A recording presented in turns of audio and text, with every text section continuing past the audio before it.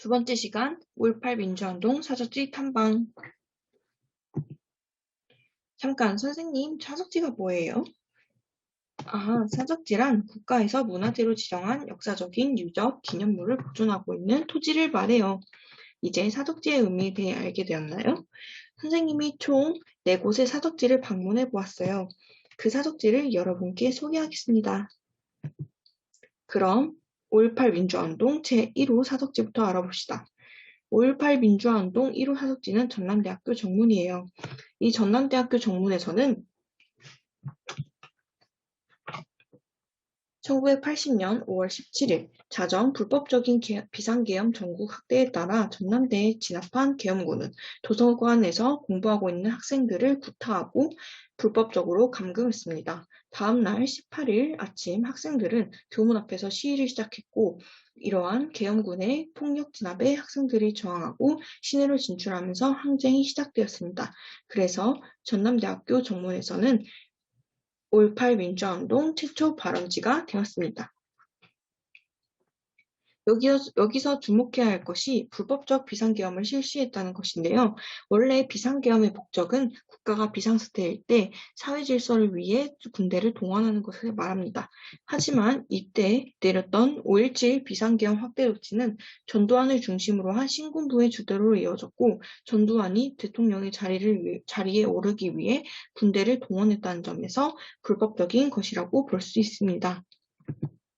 자, 전남대학교 정문에 보면 5.18 사적지 최초 발원지로서 표지석이 존재하는데요. 표지석의 모양을 잘 관찰해 봅시다.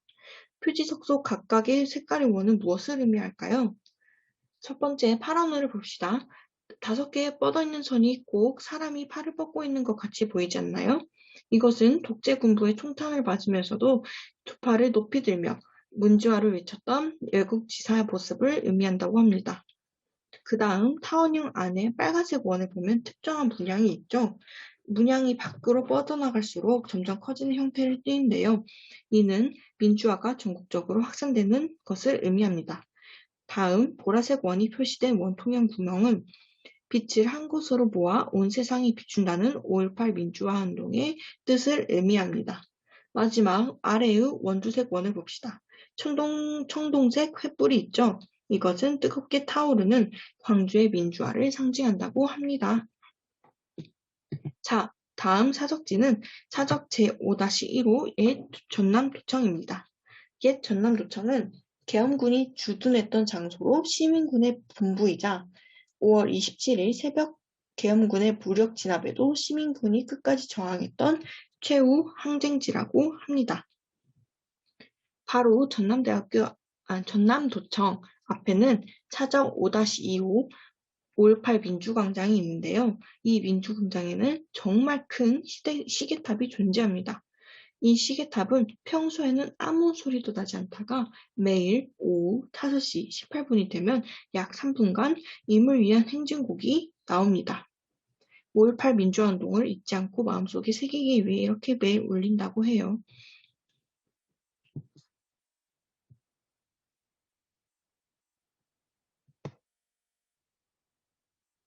여기서 깜짝 퀴즈. 비상계엄이란 대통령의 자리를 차지하기 위해 군인을 동반하여 무력을 행사하는 것이다. O일까요? X일까요? 생각해 봅시다. 맞습니다. 정답은 X죠. 비상계엄이라는 것은 국가가 비상상태일 때 사회질서를 유지하기 위해 합법적으로 군대를 동원하는 것이지 대통령 자리를 차지하기 위해 무력을 행사하는 것이 아닙니다. 두 번째 깜짝 퀴즈. 5.18 민주광장의 시계탑에서는 몇 분이 되면은 임을 위한 행진곡이 울린다. 답은 무엇일까요? 네, 맞습니다. 답은 오후 5시 18분이죠. 자,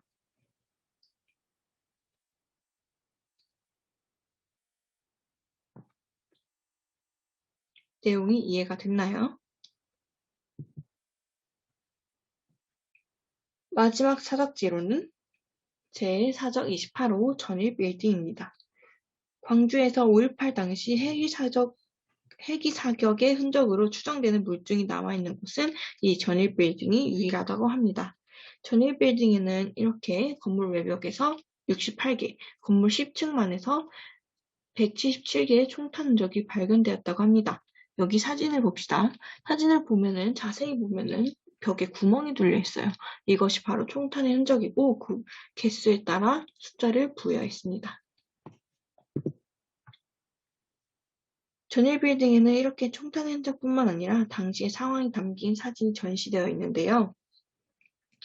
맨 오른쪽 그림을 보면은 계엄령에 저항하는 시민들이 어떠한 문구를 들고 시위하는 모습이 보이죠.